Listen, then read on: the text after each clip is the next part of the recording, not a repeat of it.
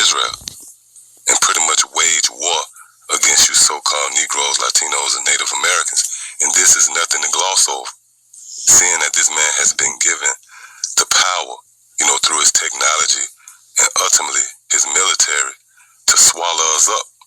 But if it wasn't for Yahweh Shemel Hawashai, who pretty much preserved the nation of Israel, starting with his elect, then this man would have pretty much done away with us. Matter of fact, let me start off real quick right here.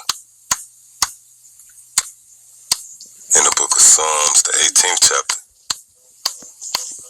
and the 17th verse, it says, he delivered me from my strong enemy. Yeah, and this strong enemy here would be none other than Esau, the so-called white man himself, which is an idea the majority of our people out there has either lost sight of altogether never was privy of.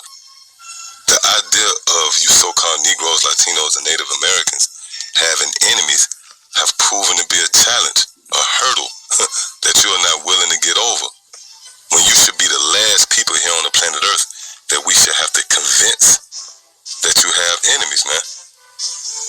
Nevertheless, whenever this case is presented, our people resist it, proving how delusional and ultimately how far from grace you so-called Negroes, Latinos, and Native Americans have fallen.